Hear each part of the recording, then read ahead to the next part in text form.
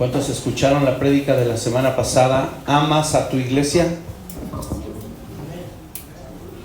La semana pasada pudimos aprender respecto a cómo amar o darnos cuenta si amamos a nuestra iglesia y razones para amar a nuestra iglesia además. Sin embargo, el día de hoy el Señor ponía un tema complementario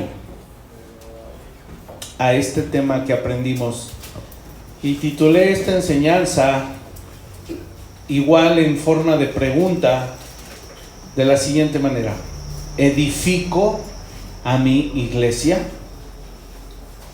Y podría venir a nuestra mente este pensamiento acerca de lo que Jesús dijo respecto a su iglesia, ¿verdad? Que es Él quien la edifica.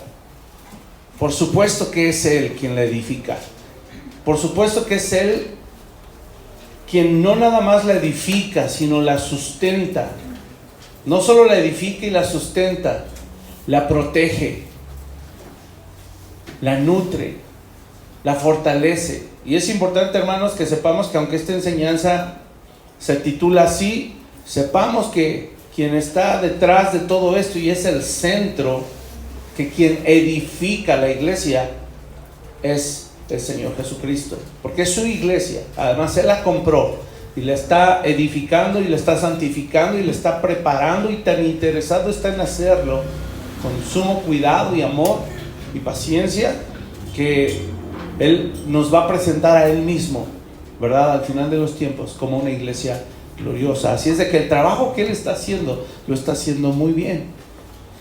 Pero hablo en el contexto y en el sentido de varios pasajes en donde habla acerca de la responsabilidad que tú y yo tenemos como creyentes de ser parte de una iglesia local y no solo amarla, sino edificarla, es decir, saber que estamos construyendo hombro a hombro y estamos trabajando en la obra del Señor.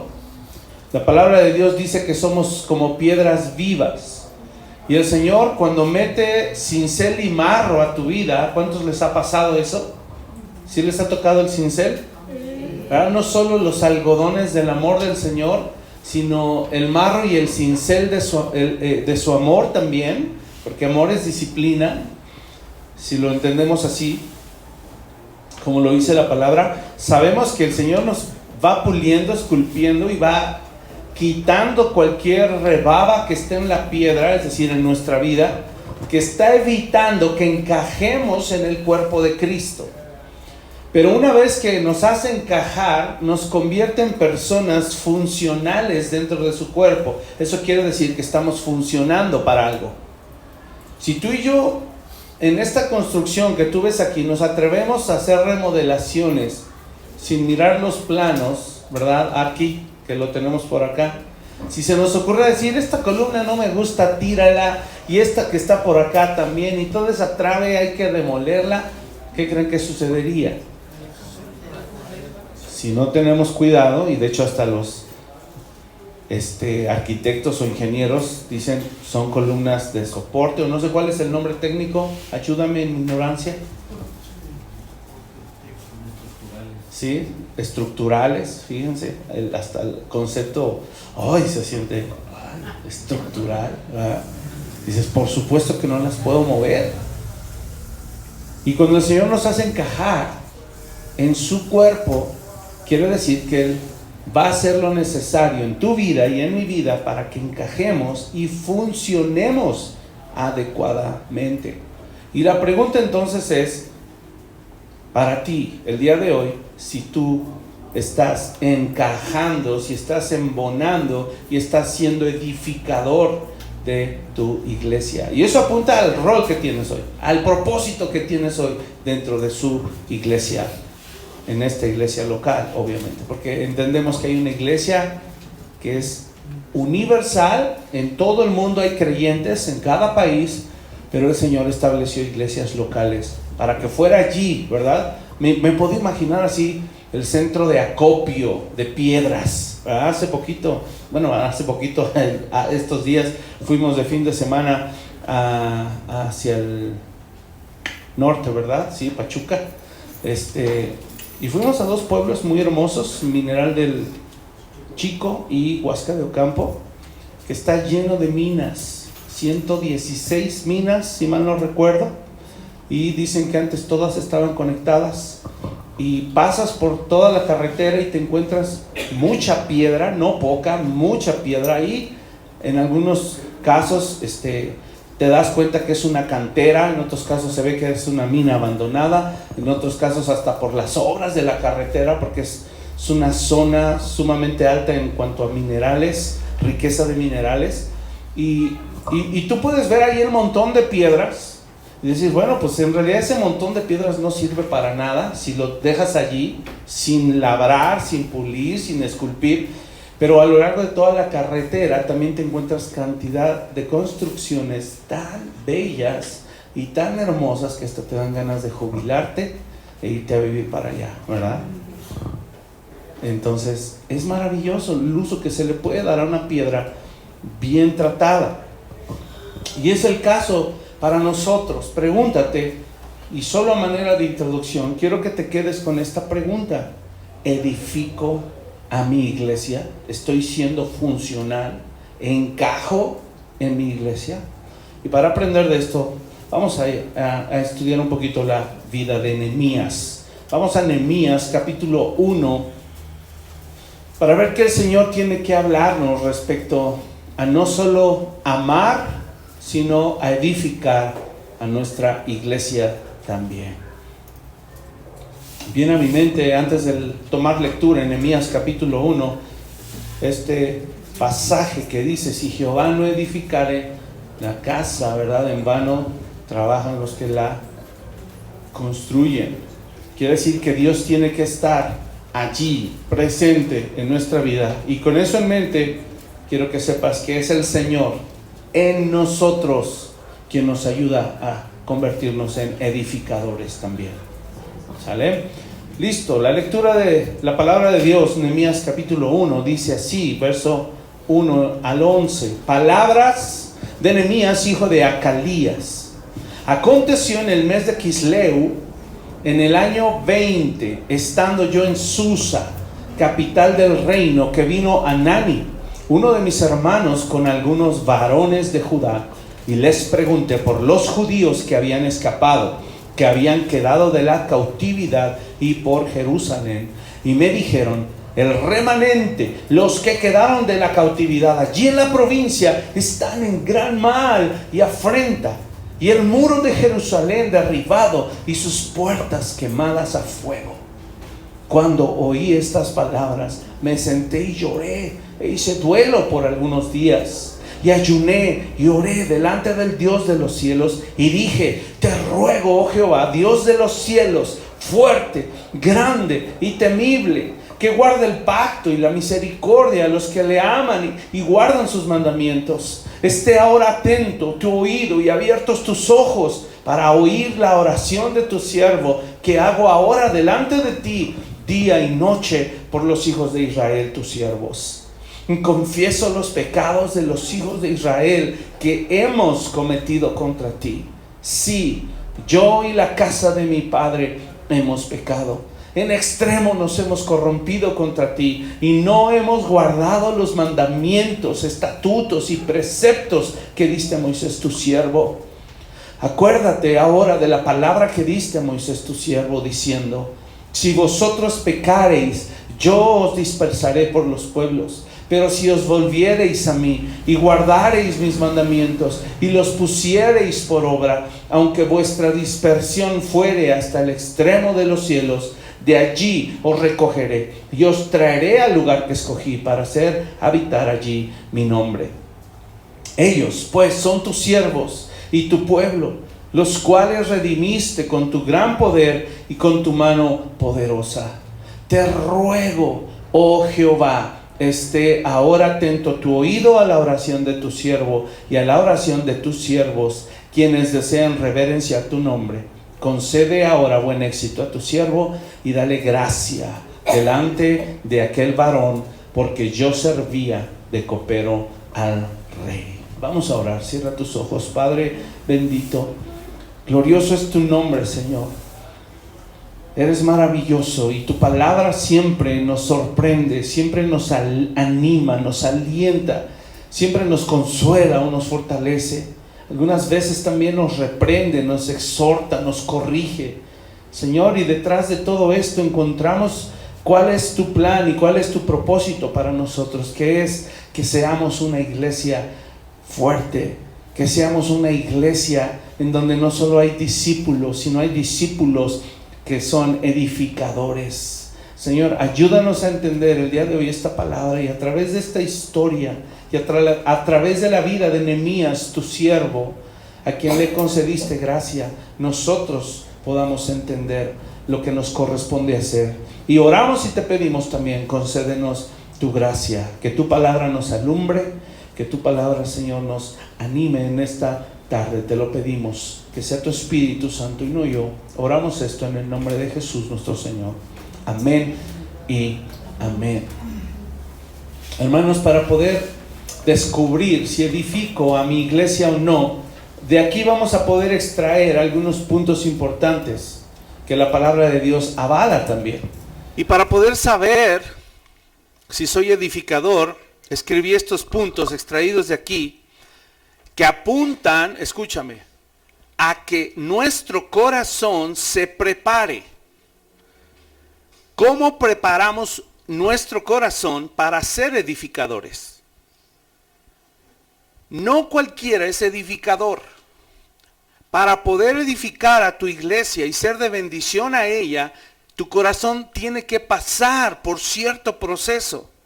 No es de la noche a la mañana que tú llegas a Cristo y que estás completamente listo para empezarle a servir. Y no es de la noche a la mañana que tu vida es conscientemente edificadora de otras vidas.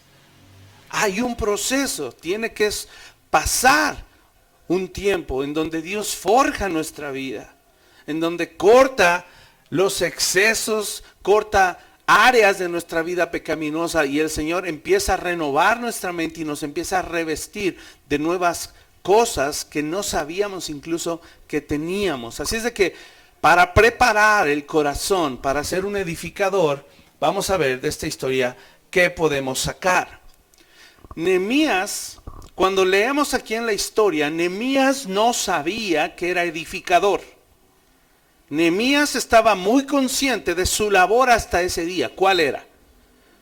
Copero, porque al fin del pasaje, ¿qué dice Nehemías? Yo soy copero. Ahora piensa en ti, ¿tú qué eres? Tal vez digas, soy estudiante, soy hijo, soy ama de casa, soy abogado, soy licenciado, soy arquitecto.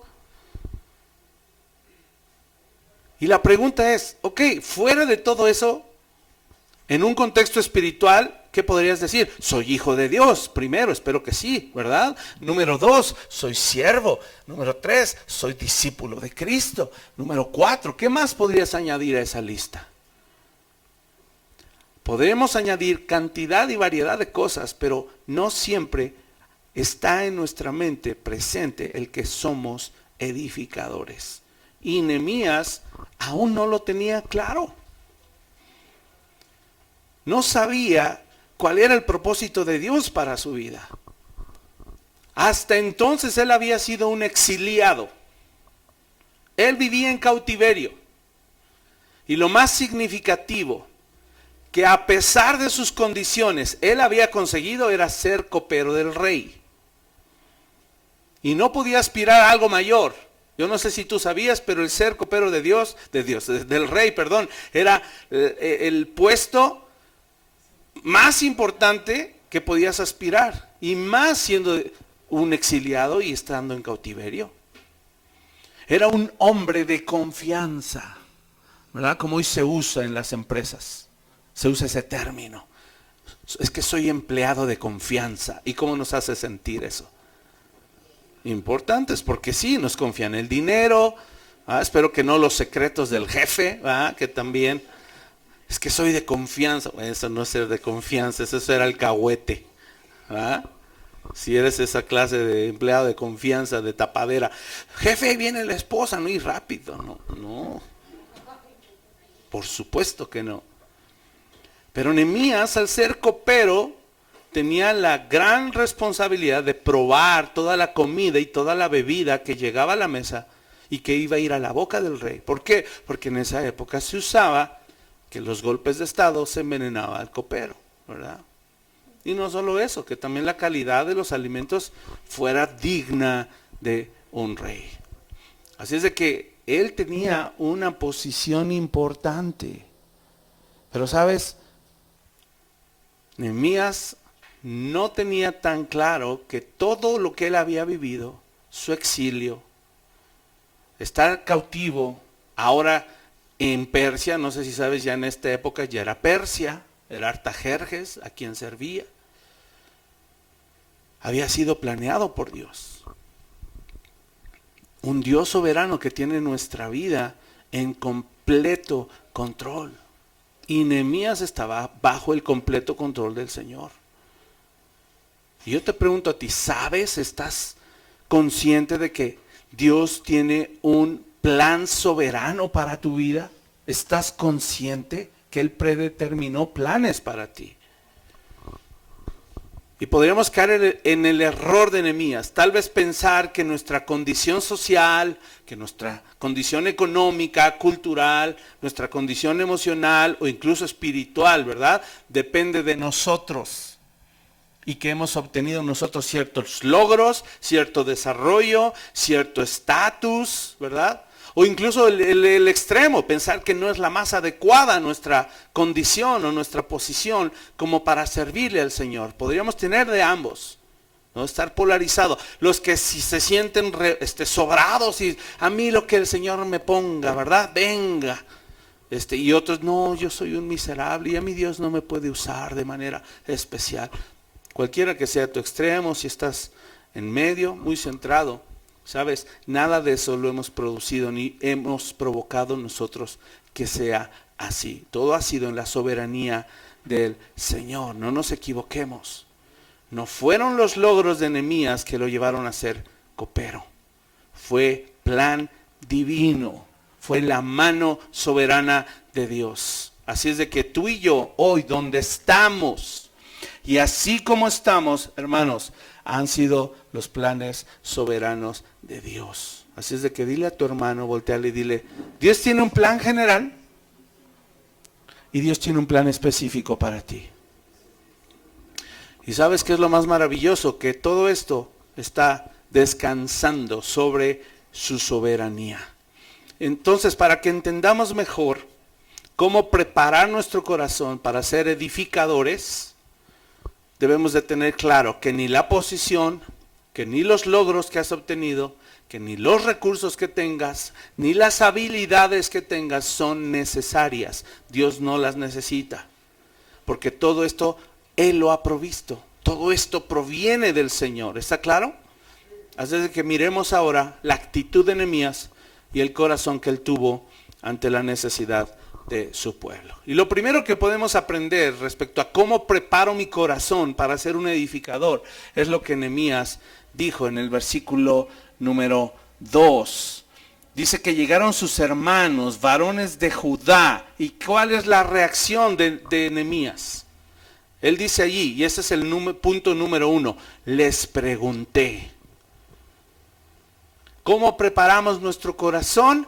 Preguntando cómo están mis hermanos, mostrando un interés genuino.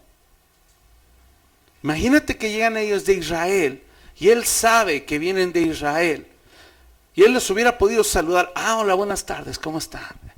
Hermanos, patria, ¿verdad? Bendición, ya me voy, tengo muchas cosas que hacer, porque soy copero del rey. Nos vemos, gracias.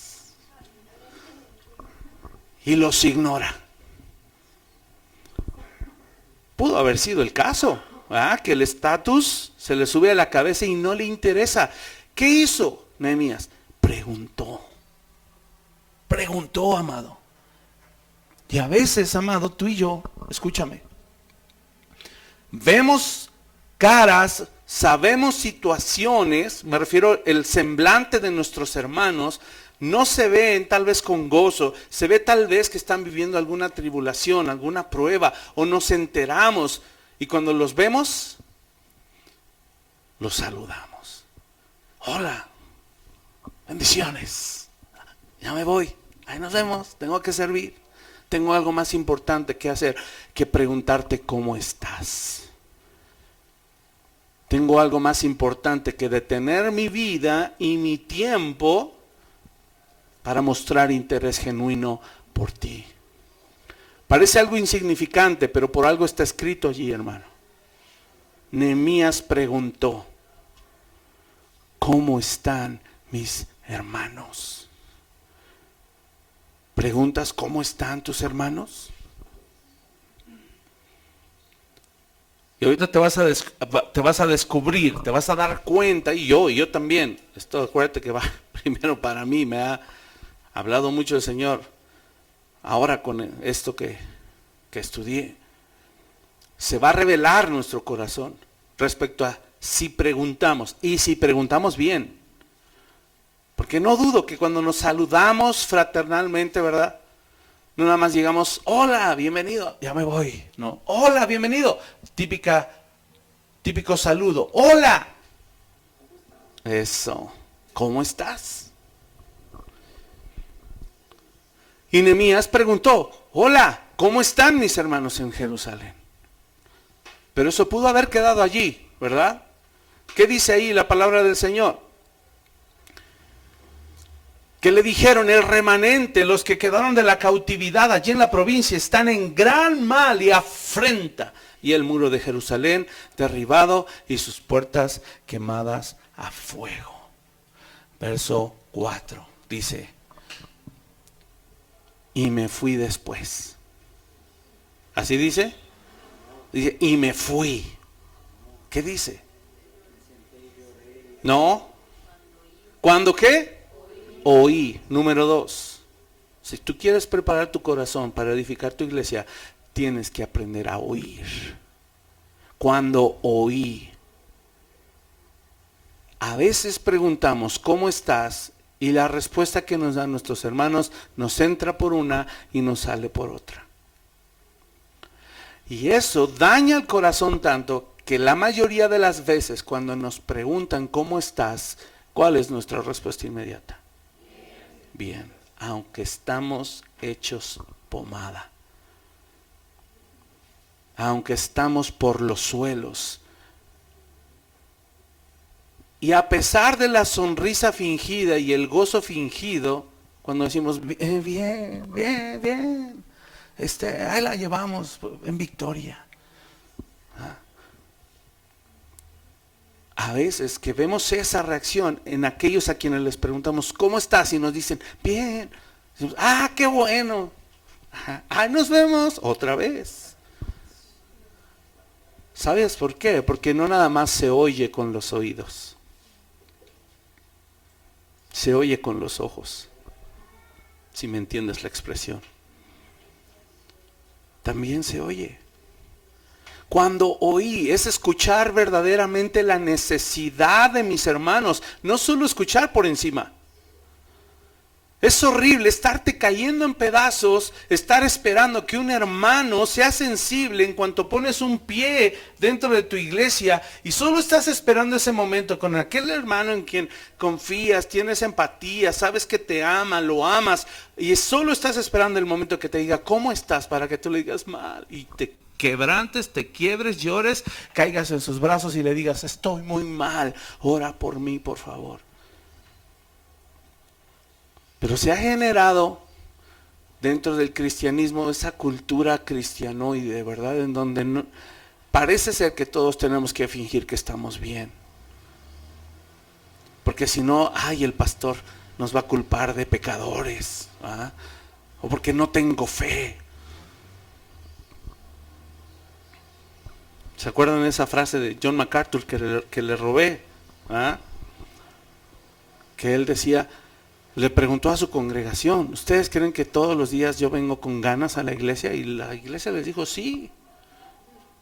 Él dijo, pues no. A veces no me quiero parar igual que ustedes.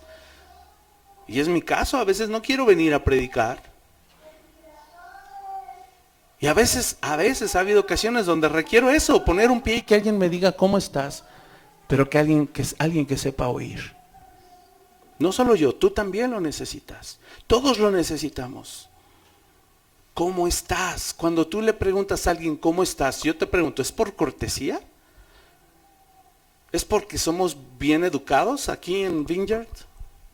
En Ejidos de Santurce, La Cuapa, somos gente culta y por eso se pregunta ¿cómo estás? Hermanos, en este punto ya no es suficiente la cortesía. Uno no pregunta ¿cómo estás? Por cortesía, y menos dentro de la iglesia del Señor. La cortesía se queda muy corta. Si yo no estoy dispuesto a escuchar a mis hermanos y verdaderamente interesarme por su bienestar y sus necesidades, es mejor que no haga esa pregunta.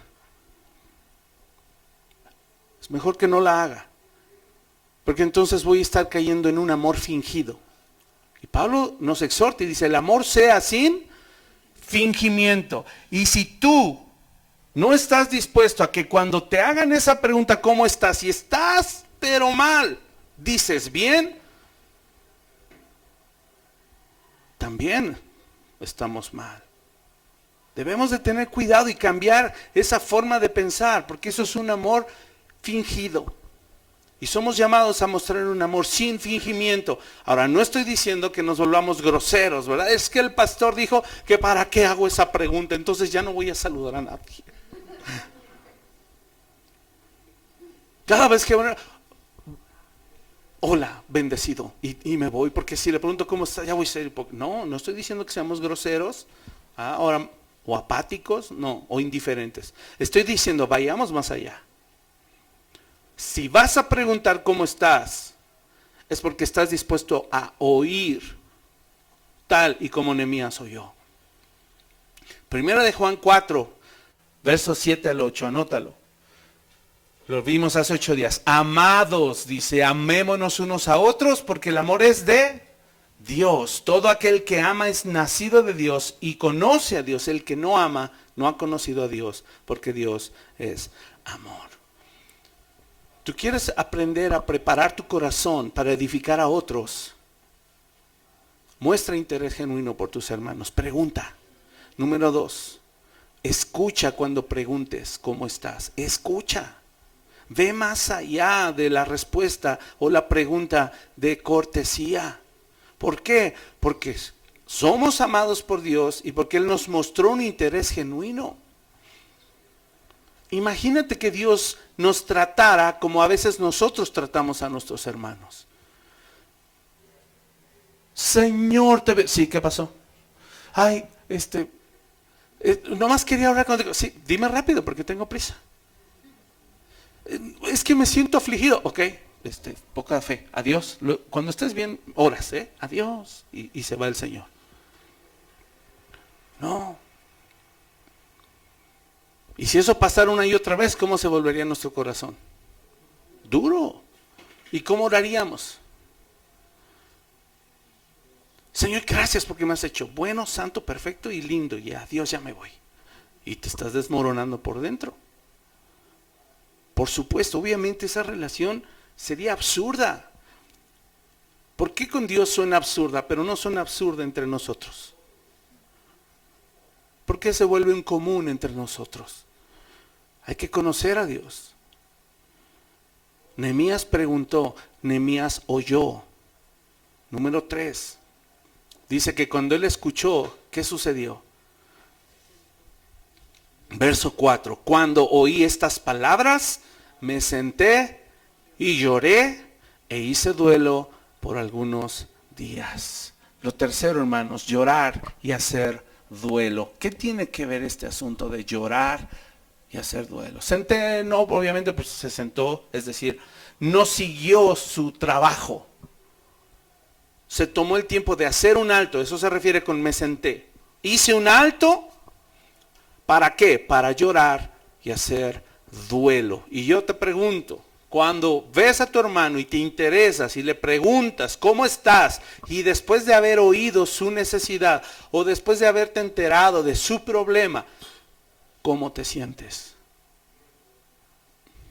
Ay, sí, pues qué mal, Ay, qué bueno, por dentro, qué bueno, porque ya le hace falta una quebrantadita. Era muy orgulloso. Voy a orar por ti. Ay, pobrecito, sí. ¿Cómo me siento cuando algún hermano me cuenta su necesidad? ¿Qué siento cuando veo necesidad en una familia?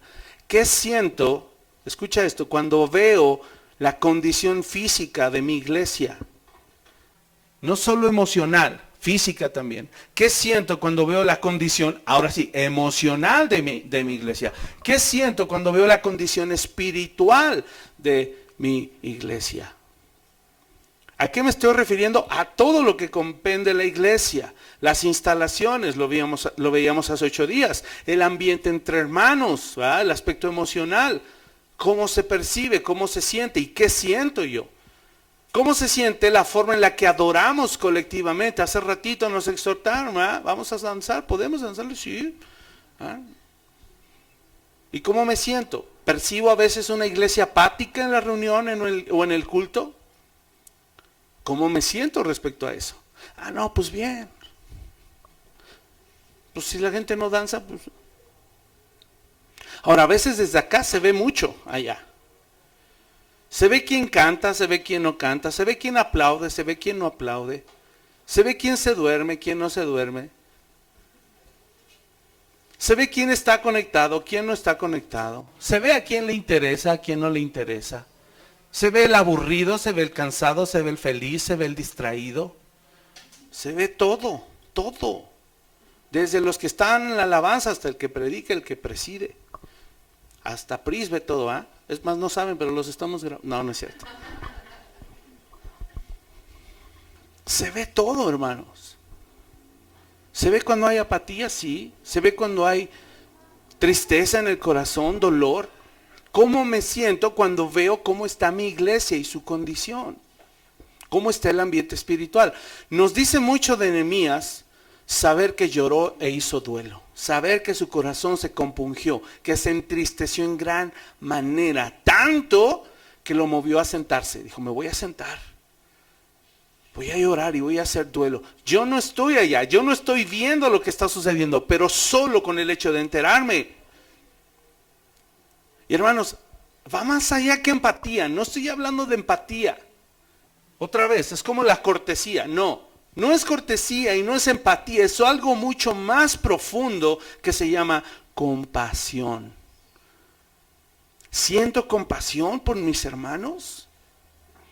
¿Me detengo en mis actividades diarias para llorar con ellos, entristecerme con ellos al punto de detener mis propias actividades, dejar el egoísmo a un lado y llorar y hacer duelo? No solo estoy dispuesto, como dice al principio, ¿verdad?, a preguntar y oír, sino a llorar y hacer duelo. Si realmente estoy dispuesto a preguntarle a mis hermanos, ya dijimos, inclúyanme, porque yo también soy su hermano y mi familia. Si estamos dispuestos a preguntarnos unos a otros, ¿cómo estás? ¿Cuál es la siguiente pregunta obligada? ¿Qué puedo hacer para ayudarte? ¿Qué necesitas? Pero eso va a nacer solo cuando tengo un corazón compasivo, donde dejo que sea el Espíritu Santo quien guíe mi mente y mis emociones también y las dirija a donde Él siempre las quiere dirigir. Él es un Dios compasivo. Él atiende la aflicción de su pueblo. Él mira la condición y no se queda cruzado de brazos. Es increíble. Y si estamos obligados no solo a decir cómo estás, sino a preguntar en qué te puedo ayudar, es porque nos duele la condición de otros hermanos, de los siervos, de los líderes, del pastor, su familia, ¿verdad? Eso significa que amo a mi iglesia y que mi corazón se está sensibilizando para ser un edificador. Todavía no llego al punto de ser edificador. Es un proceso, ¿se acuerdan que yo decía? Y esto lo encontramos en esa historia. Lo curioso es que todo esto que estoy hablando tiene sustento en el Nuevo Testamento. Ahorita lo vamos a ver. Bueno, de hecho aquí empieza Romanos capítulo 12. Abre tu Biblia allí. Verso 15. Es cortito el versículo, pero es muy profundo. Porque justo habla de este punto 3. ¿Qué dice Romanos 12:15? Tú te lo sabes, y lo voy a empezar a repetir y tú lo vas a completar muy fácil. Gozaos con los que se gozan. Y la segunda parte, llorad con los que lloran. ¿Eso es empatía? No, es más que eso. Es saber que soy uno con mi hermano. Saber que somos un cuerpo. Sí, con muchos miembros, pero somos un cuerpo. ¿Cómo duele la uña enterrada? Le duele a todo el cuerpo. ¿Cómo duele un padrastro? Y más cuando ya te lo jalaste mal. En vez de ir por el corta uñas, ahí estás con los dientes. Moles, le jalas el pellejito. ¿Cómo duele? Arde pero horrible. ¿Cómo duele cuando te muerdes la lengua? ¿Cómo duele cuando ya tienes una caries que llegó al nervio? ¿Cómo duele cuando te quitan una barba? Varones, aclaro.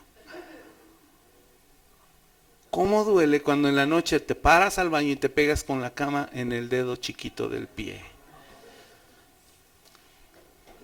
Toda la casa se siembra, dando a entender que tu cuerpo resiente y dices, ¡ay, qué tonto! Gozaos con los que se gozan, llorad con los que lloran. Y es increíble que aunque mi corazón ya está conmovido, ya llegué a un momento en donde el Espíritu Santo removió mis emociones. Y dice, compadécete, ¿verdad? Todavía faltan más cosas para que el proceso termine y yo pueda realmente saber que soy edificador. ¿De qué me serviría preguntar, oír y llorar si después no hago nada? Y que cada vez que va mi hermano, ¿verdad?, que ha tenido necesidades y luchas, voy, corro y lo abrazo. ¡Ay, está orando por ti! ¡Cuánto he sufrido por ti! Y cada vez que lo vuelvo a ver, cada 8 días, le digo lo mismo. Algo sé, después de un mes, y me estoy viendo condescendiente, después de un mes, le vas a caer gordo al hermano. Así, ahí viene el hermano que nomás dice que yo ya estoy bien y este sigue llorando y no hizo y no hace nada. Pero vamos a ir a más. ¿Qué hizo después Nehemías? ¿Qué hizo? Hice duelo por algunos días. Pero si tú te das cuenta, ya te limpias las lágrimas, te suenan los mocos y ¿qué dices? Ya. Vamos a darle. ¿A qué? Lo importante. Primero, aspecto espiritual. Ojo, hay gente que aquí se salta. Ya, a ver rápido, ¿qué vamos a hacer? ¿Qué? Hermano, una colecta, yo voy y le llevo comida y yo... Espérate, tranquilo. No estoy diciendo que no va a haber acción. Debe haber acción luego. Pero antes de eso, ¿qué hizo Nehemías? Después de llorar y hacer duelo por algunos días, ¿qué hizo? Ayuné y oré delante del Dios de los cielos. Hay una necesidad y no podemos nada más actuar impulsivamente. ¿Por qué, hermano?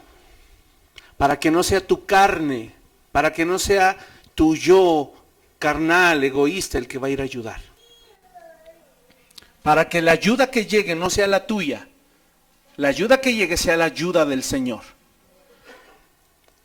Porque si no, si tú vas impulsivamente, ¿sabes qué sentimiento se va a generar? ¡Ay, qué buen cristiano soy! Yo sí ayudo, no como los otros. ¿Qué tal esa actitud de juicio? Debemos tener cuidado, el corazón es, sin renovar, perverso y engañoso. Sí, tenemos nueva naturaleza, pero estamos en proceso de renovación todavía. No es así, hermanos. Debes ser muy sabio. Y para ser sabio en cómo ayudar, tienes que ayunar y orar. Yo te pregunto sinceramente, ¿cuántas veces has ayunado siquiera? Ayunado por las necesidades de alguien más. Probablemente has ayunado y orado por problemas tuyos. Es lo más frecuente que sucede. Que estamos en alguna calamidad, algún problemón y decimos, no, esto ya no con ayuno, digo con oración, solamente también ayuno, ¿verdad? Si sabes qué es el ayuno, cómo usar el ayuno, cómo se debe practicar bíblicamente, ¿verdad? No es para mover la mano de Dios o hacerle manita de puerco, no, no es para eso. Pero dice que él ayunó y oró. No actuar impetuosamente va a cuidar tu corazón de meter la pata. Moisés, acuérdate de él, sintió en su corazón. ¿Qué crees que sintió ver a un egipcio golpeando a uno de sus hermanos hebreos? Enojo, tristeza, coraje, impotencia, todo. Y dice ahí que Moisés fue y ayunó y oró. ¿Sí? ¿Seguros? ¿Qué hizo el hombre? Mató al egipcio. Impulsivo. No puedes actuar impulsivamente. No puedes. Otro ejemplo, Pedro. En la noche en que entregan al Señor Jesús. Lo vienen a prender con palos, ¿verdad? Como si fuera un ladrón. Jesús se les pone enfrente como si necesitara de un guarura, ¿verdad? Y digo, no, se van a llevar a mi maestro y moles. Dicen por ahí los estudiosos, los teólogos, que se convirtió en el primer torero de la Biblia. Porque cortó oreja. Saca la espada y le rebana la oreja. Creo que era el siervo del sumo sacerdote, recuérdenme. ¿Qué hizo el Pedro? Impulsivo. No fue a ayunar y a orar. Es más, cuando era tiempo de orar, ¿qué hizo? Se quedó dormido. Sí se la sabe. Entonces no se duerman. Ahora sí codea al de al lado y dile, no te duermas. Es para aprender cómo edificar mi iglesia. No debo actuar impetuosamente, ni como Moisés, ni como Pedro. Después de pocos días, Nehemías se puso a orar y a ayunar. Filipenses 4:6 lo deja clarito. Dice, por nada estéis afanosos, sino sean conocidas vuestras peticiones delante de Dios en toda oración y ruego con acción de gracias. Señor, me carga mi corazón, mi hermana. Sigue orando. Sé paciente a que Dios traiga en su providencia la solución. Y si tú eres el medio, ahí sí, no actúes, no dudes, no titubees. Pero sé sabio, no seas impulsivo. El ayuno, hermanos, es acercarse a Dios de manera voluntaria, no es algo impuesto. Debemos de cuidar eso. Porque a lo mejor puede ser que en otros lados 40 días de oración y ayuno. Ya cuando lo promueven así, uno dice que no es verdad, no es cierto. ¿De verdad van a dejar de comer 40 días? No, es que es ayuno de Daniel. Yo no sé quién lo inventó, porque ni existe. Ayuno es no comes. Punto. Eso de ayuno de Daniel, y ayuno de perfume, y ayuno de carne, ayuno de maíz. Una vez hasta escuché ayuno de marucha. No se rían, ¿es en serio? Sí, ayuno de salsa Valentina. Sí. ¿Qué es eso?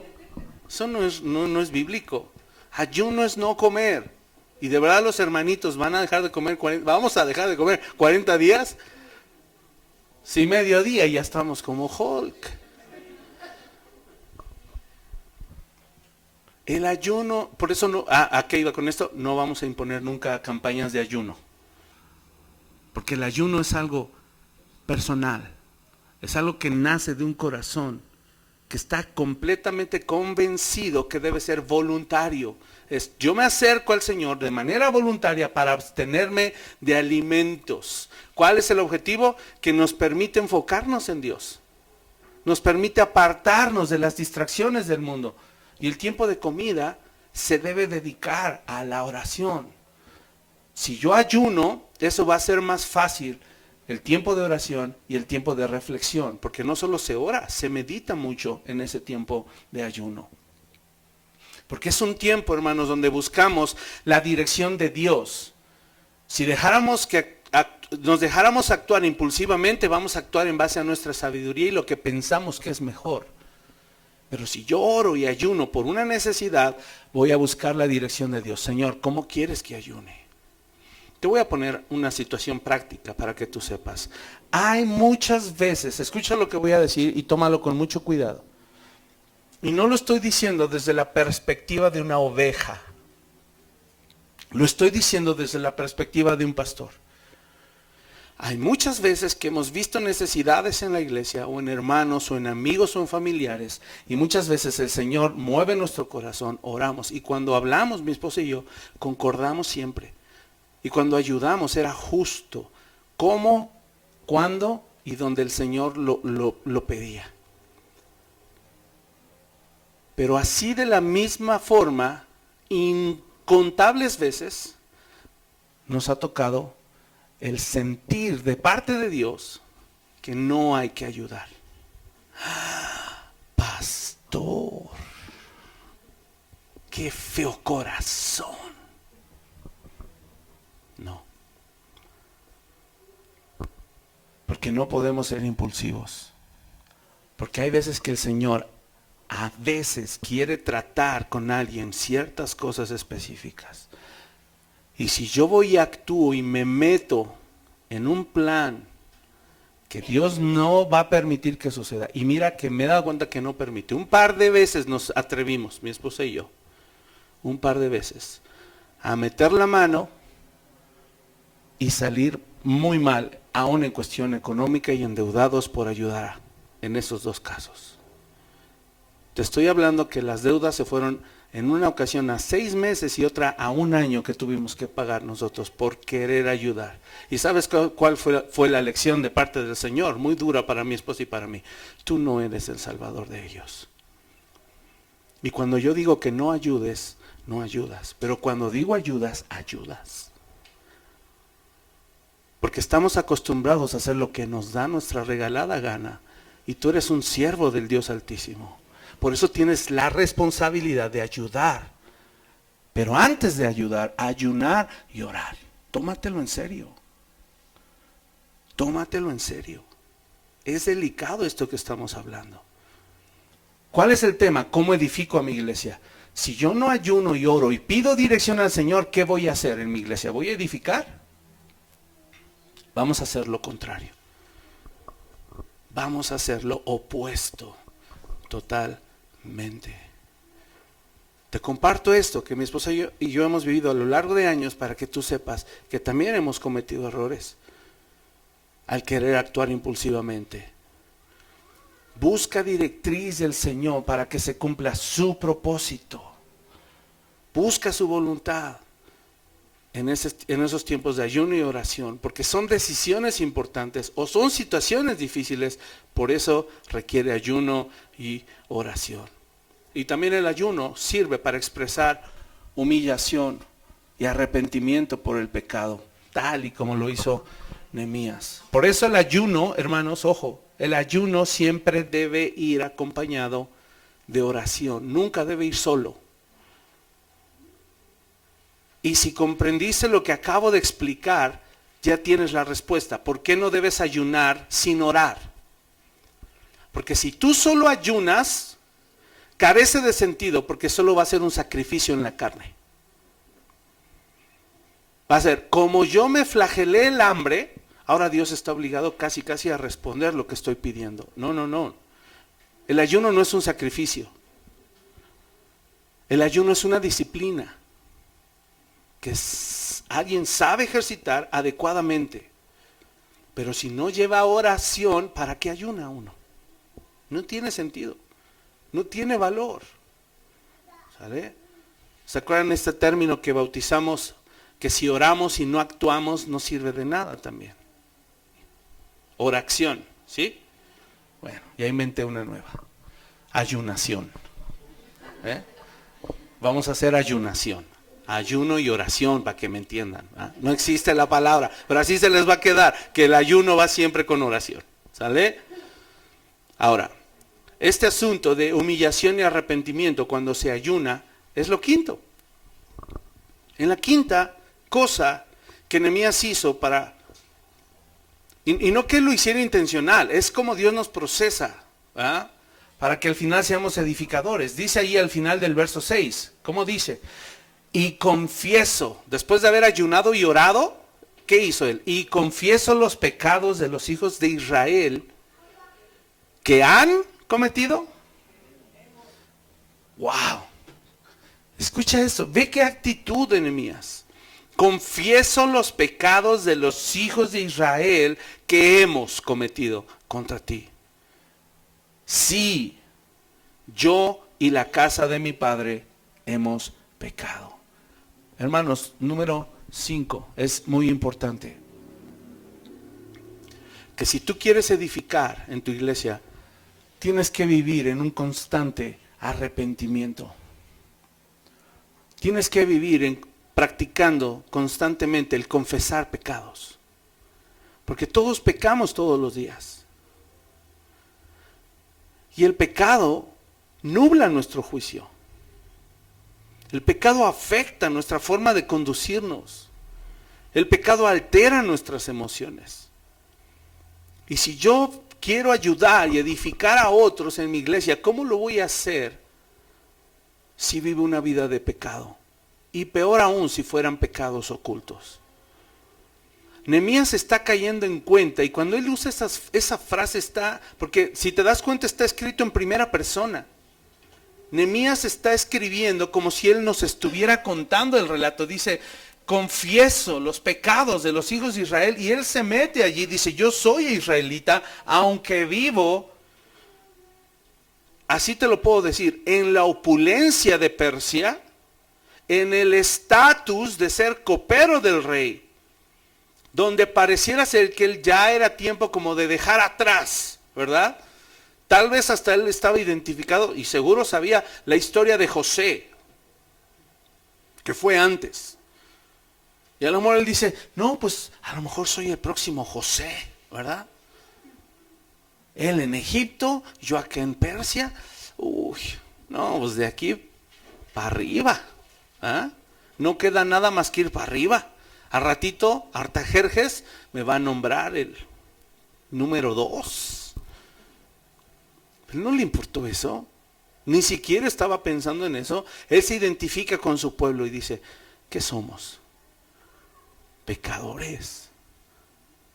Hace remembranza, medita y dice, por eso estoy aquí. Por el pecado de todo el pueblo, por el pecado de la casa de mi padre y por mi propio pecado. Hermanos, cuando vemos las necesidades de otros, nos podemos hacer más conscientes de nuestra propia condición. También por eso ayunamos y oramos, para ver en qué condición estoy. Ojo con esto, a veces creemos y pensamos que sí puedo estar en la condición de ayudar a alguien, pero por otro lado no estoy en la condición de arrepentirme por pecados que estoy cometiendo. Eso es terrible. A veces creo que Dios va a aceptar mi ofrenda cuando sirvo y bendigo a otros, pero no cuando confieso mi pecado porque estoy en prácticas carnales. Pienso que esto sí es aceptable, aunque esto no está muy bien cuadrado. No, todo debe estar alineado. ¿Cómo vas a ayudar a otros? Escúchame, si tú estás viviendo una vida que practica el pecado. ¿Cómo? No se puede. A veces confundimos, y aquí es donde viene la mente que nos traiciona. A veces confundo compasión con lástima. Es decir, a veces puedo adoptar una actitud de que otros están mal sin darme cuenta de mi condición y que a veces yo también estoy mal. Y tampoco estoy sugiriendo que no ayudes hasta que estés santo e inmaculado. Yo estoy diciendo una vida que practica el pecado. Si hay cosas que el Señor te ha pedido ya por meses o años y no han sido cambiados en tu hogar, eso es una vida que practica el pecado. Porque sabes la verdad del Evangelio, sabes el poder del Evangelio, tienes los recursos espirituales como su gracia, ahí nada más, para cambiar eso que por años el Señor te ha pedido o meses y no lo has querido cambiar. Eso es una vida que practica el pecado. Pero si estás en un proceso y sigues fallando, pero avanzas y vas de gloria en gloria, de gracia en gracia, tomando de su plenitud, no me refiero a eso. Ahí puedes, por supuesto, y debes, y el Señor te va a impulsar a ayudar y edificar a tu iglesia. Pero tenemos que ser congruentes con esto. Y por eso decía yo, confundimos compasión con lástima. Si tú practicas el pecado y quieres ayudar, en realidad es por lástima. Porque no ves ni tu propia condición. Estamos como el fariseo, que quiere ir a sacarle la viga, la paja cuando tiene la viga en el ojo. Cuando Nehemías escuchó la condición de su pueblo, escucha esto. Cuando Nehemías escuchó la condición de su pueblo, él no dijo, ay, esos pobres infelices, qué lástima me dan. Yo aquí de copero, sirviendo altos mandos, disfrutando de las vistas del palacio, mi jefe Artajerjes, y ellos sufriendo de hambre. ¿Qué dijo Nehemías? ¿Qué haré? ¿Qué haré? Ya sé, vamos a hacer una colecta, o una kermés, o una venta de garage con las esposas de los oficiales. Para fin que tienen un chorro de cosas ahí en sus closets echándose a perder. Vamos a hacer una venta de garage y les mandamos unos pesitos y unas cajitas con ropita y zapatitos para los israelitas allá, pobrecitos. ¿Qué haré para aliviar sus miserables vidas? Yo creo hasta digo, vamos a hacer un juguetón en Navidad y les mandamos juguetitos. Así actuó Nehemías. Hermanos, eso es lástima mundana. Y repito, aquí somos los redimidos, hijos de Dios, nacidos de nuevo, con una mentalidad como la de Cristo. Imagínense que Jesús hubiera, ¿qué haré con esa miserable humanidad? Pues les voy a hacer un juguetón. No, hermanos, no fue así. Nehemías sabía que estaban, no ellos. Si lo piensas en primera persona, imagínate que yo soy Nehemías. Y él no dice, ay esos. No, decía, ay nosotros estamos en una condición miserable. Nehemías se incluyó. No es ellos, es nosotros estamos en una condición deplorable. Su oración lo reveló. ¿Qué dijo? Hemos cometido pecado. Yo y la casa de mi padre hemos pecado. Así es de que no es ellos, es nosotros. Si vamos a ayudar, que sea con la conciencia, hermanos. Capítulo 2 de Nehemías. Quiero que veas qué dice, versos del 1 al 8, ya para acabar. Sucedió en el mes de Nisán. ¿Cuál fue el primer año en donde le llegó la noticia? Fue Quisleu. Si tú sabes de los calendarios hebreos, ¿sabes cuántos meses pasaron? 4 o 5 meses pasaron. De Quisleu a Nisán, dependiendo si fue al principio o al final, 4 o 5 meses pasaron. ¿Te das cuenta del cuidado de la impulsividad? Ahora aquí la necesidad se ve más palpable. Pero yo te aseguro que si confías en el Señor, Él te va a hacer saber si ayudas o no. Sé sensible, pero mira tu condición también. Sucedió en el mes de Nisán, en el año 20 del rey Artajerjes, que estando ya el vino delante de él, tomé el vino y lo serví al rey. Está hablando Nehemías. Y como yo no había estado antes triste en su presencia, me dijo el rey, ¿por qué está triste tu rostro? Pues no estás enfermo. No es esto sino quebranto de corazón. Entonces temí en gran manera. ¿Por qué temió Nehemías? Porque no se le permitía mostrar sus emociones ante el rey. no estaba siendo profesional en su trabajo. Pero era tan grande la carga y él pasaba tanto tiempo ya ayunando y orando, al menos 4 meses. Ayunando y orando y confesando el pecado y la maldad y meditando, que se notó en su cara. Un copero así podría correr riesgo incluso de muerte. Por eso dice, temí en gran manera. Y él no dice nada, ¿qué? Cambia tu cara y feliz, ¿verdad? Perdón, rey. Y hasta le hace unos malabares y un chiste y algo, ¿no? No. Él fue a más, verso 3. Y dije al rey, para siempre vive el rey. Mira el respeto y el honor. Aunque era un rey pagano. ¿Cómo no estará triste mi rostro cuando la ciudad, casa de los sepulcros de mis padres, está desierta y sus puertas consumidas por el fuego? Me dijo el rey, ¿qué cosa pides? Nehemías ha de haber dicho, ¿qué? Yo pensé que me iba a mandar a ahorcar. Me la jugué. Pero sabes, no se la jugó. Dios estaba preparando su corazón. Porque para edificar a tu iglesia vas a tener que ser valiente. Y te la vas a tener que jugar muchas veces. Entonces dice, ahora sí me explayé. ¿Eso dice? ¿Qué vuelve a hacer Nehemías? ¡Wow! Oré al Dios del cielo, de los cielos, y dije al rey, si le place al rey y tu siervo ha hallado gracia delante de ti, envíame a Judá, a la ciudad de los sepulcros de mis padres, y la reedificaré. Entonces el rey me dijo, y la reina estaba sentada junto a él. Amados, ¿saben por qué nos dan estos datos? Porque era un momento importante que estuviera ahí la reina también. Estamos hablando del rey y su esposa. Un momento incluso hasta probablemente íntimo, porque dice, ya estaba el vino en la mesa. Él es un siervo, es como un mayordomo, es un esclavo de alta categoría que no tiene ni por qué expresar sus sentimientos, que solo tiene que hacer bien su trabajo frente a sus dueños.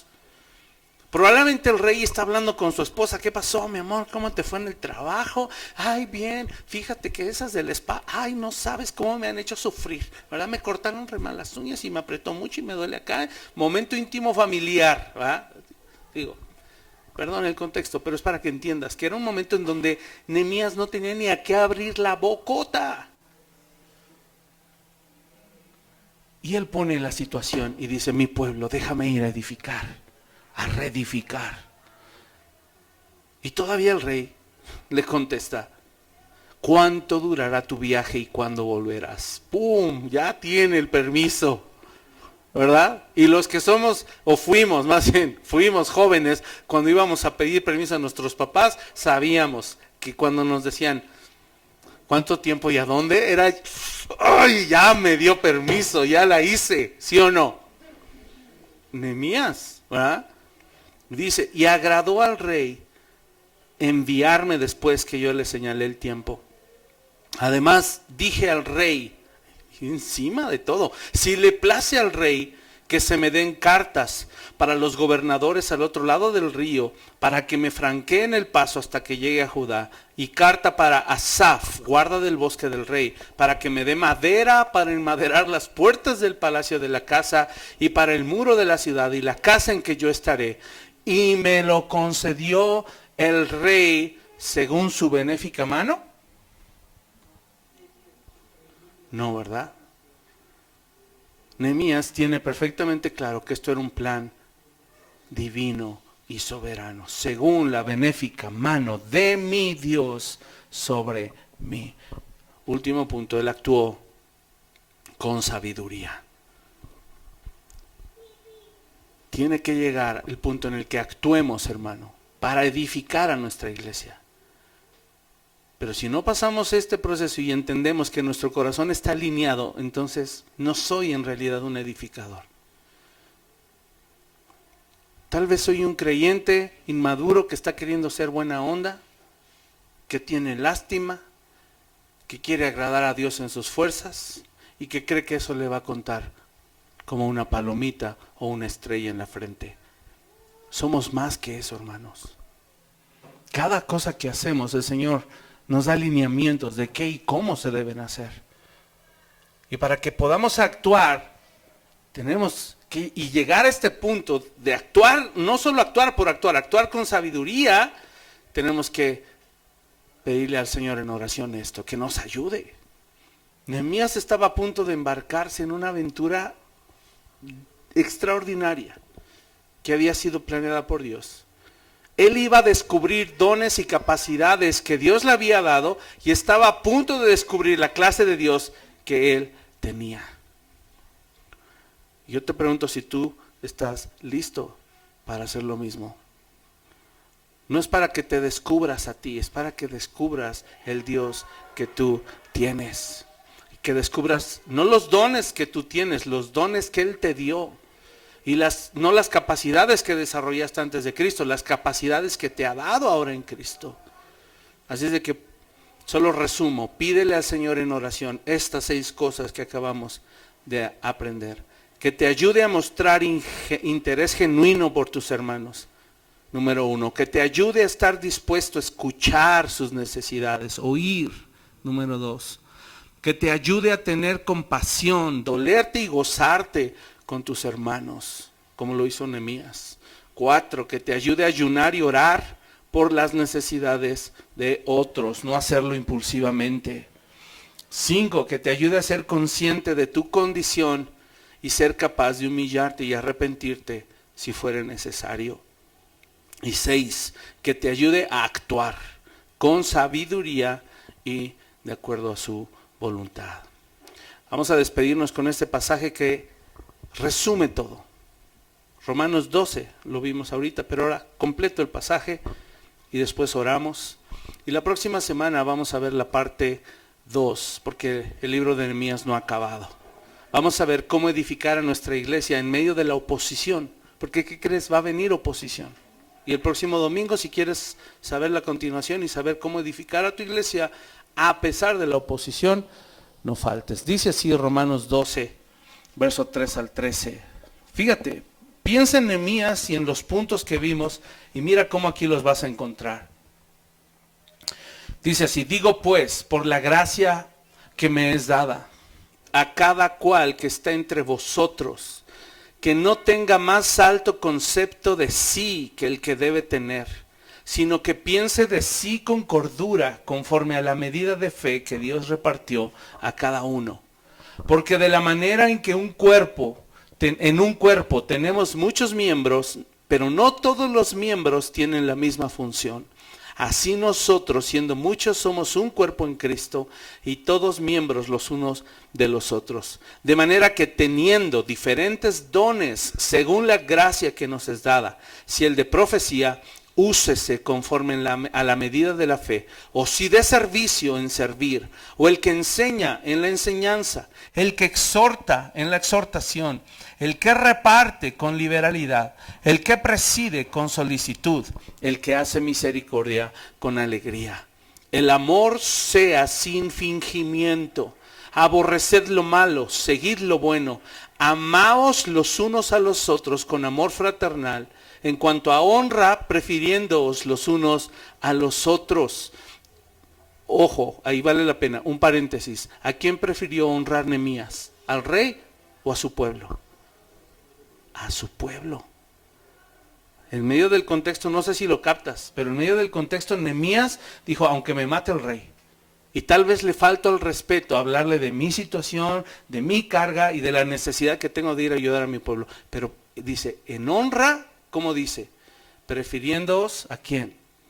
Los unos a los otros. En lo que requiere diligencia, no perezosos, fervientes en espíritu, sirviendo al Señor, gozosos en la esperanza, sufridos en la tribulación, constantes en la oración, compartiendo para las necesidades de los santos, practicando la hospitalidad. Amén.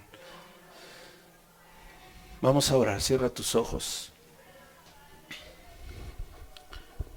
Y si estás consciente que así como Nehemías no sabía que él era edificador y que Dios lo usó de una manera muy única y muy peculiar, también el Señor quiere hacerte saber que tú eres un edificador, que eres edificadora. Pero Dios te quiere usar de la manera que Él diseñó y Él predestinó para ti. Así es que hoy le vas a pedir a Él, con todo tu corazón, le vas a pedir: Señor, úsame, pero no como yo quiero.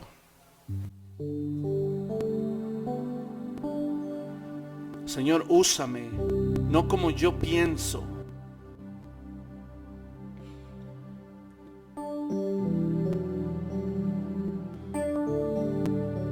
Señor, úsame como tú lo pensaste. Úsame como tú lo planeaste. Probablemente has vivido tantas cosas, situaciones difíciles, que lo único que pasaba por tu mente era pensar que eres un edificador o que eres una edificadora.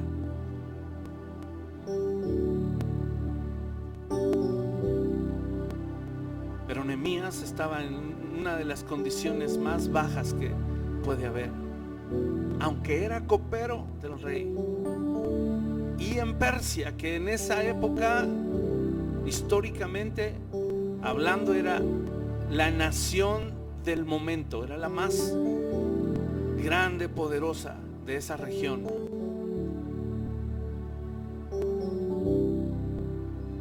Pero él, aunque era copero, no era más que un exiliado cautivo.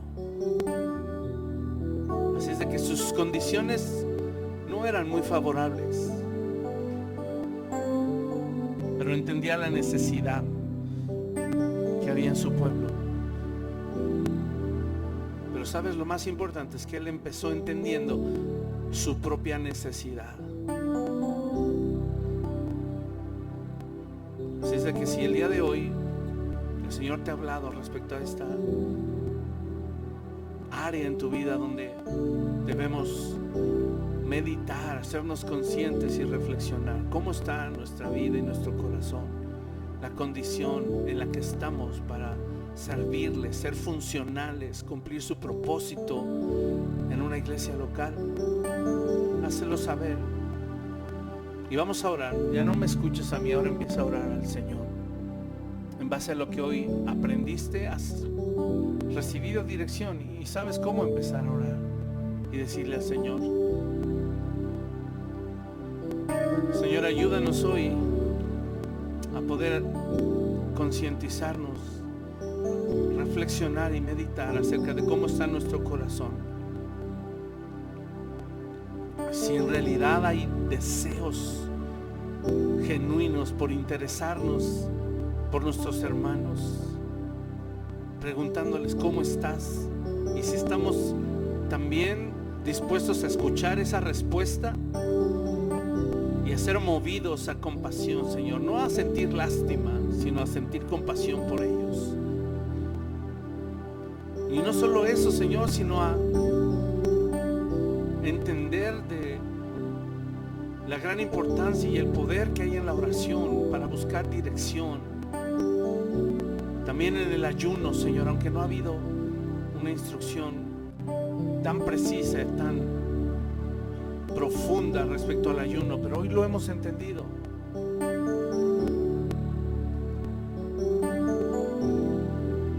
Y si nos ha costado, Señor, trabajo pasar tiempo en oración por las necesidades de otros, probablemente nos ha costado hacernos conscientes de nuestra propia condición. Ayúdanos a verla, ayúdanos a entenderla, a saber cómo estamos, así como Nehemías pudo caer en cuenta y decir: soy un cautivo, soy un exiliado, y estamos aquí porque pecamos, porque nos alejamos del Señor. Si hoy has reflexionado a través de esta enseñanza, y también puedes decirle: Señor, perdóname, porque hay áreas en mi vida donde sigo practicando el pecado. Hay áreas en donde me ha costado trabajo ser obediente, tener fe y creer que tu palabra se va a cumplir. Perdóname, Señor, por no ser determinante. Perdóname por ser condescendiente en muchas áreas en mi vida. que han provocado que quede yo, Señor, truncado. Y no escucho a nadie orar, amado, no me estás escuchando a mí. Es un tiempo para que tú con el Señor pases, aunque sea en voz bajita. Sé que tal vez te da pena abrir tu boca fuerte y que te escuche el de al lado, pero al menos susúrrale al Señor, que se escuche hoy ese murmullo de oración. Yo solo oro para mí y a manera de guiarles, pero si tú estás hoy aquí, amado, y el Señor te ha hablado, pídele.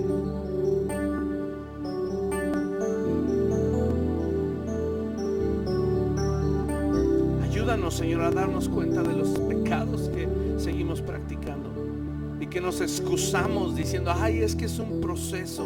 Amados, hay muchos pecados que no son proceso. Ya no son proceso. Es necedad, desobediencia.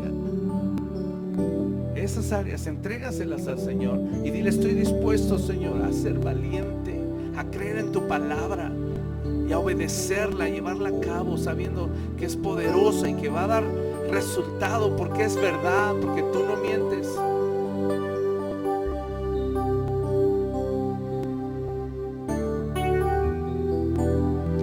Aquí estamos, Señor.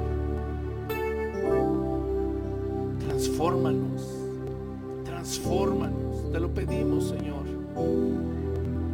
Renueva nuestra mente.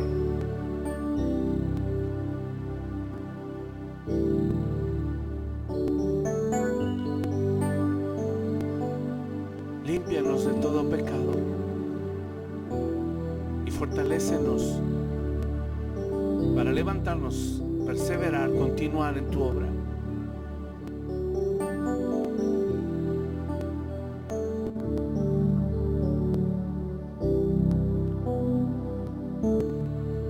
Y ayúdanos, Señor, a pedir dirección, a buscar tu voluntad sobre cómo ayudar, cómo edificar a otros.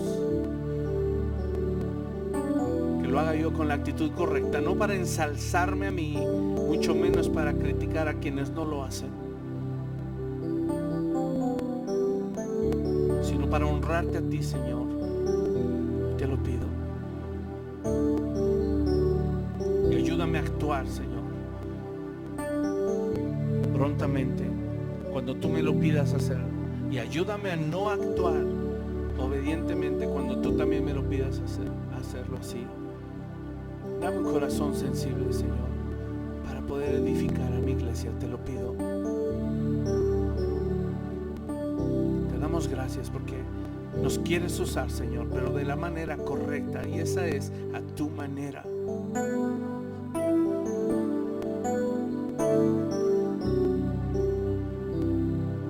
Ahí donde estás, si quieres pedirle al Señor con este canto, Señor, úsame, déjame hoy ser tus manos, ser tus pies, ser tu voz.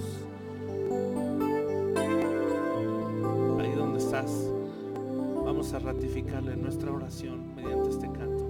Y ponte de pie y dile si ese es tu deseo conmigo a Él. Si tú quieres usarme.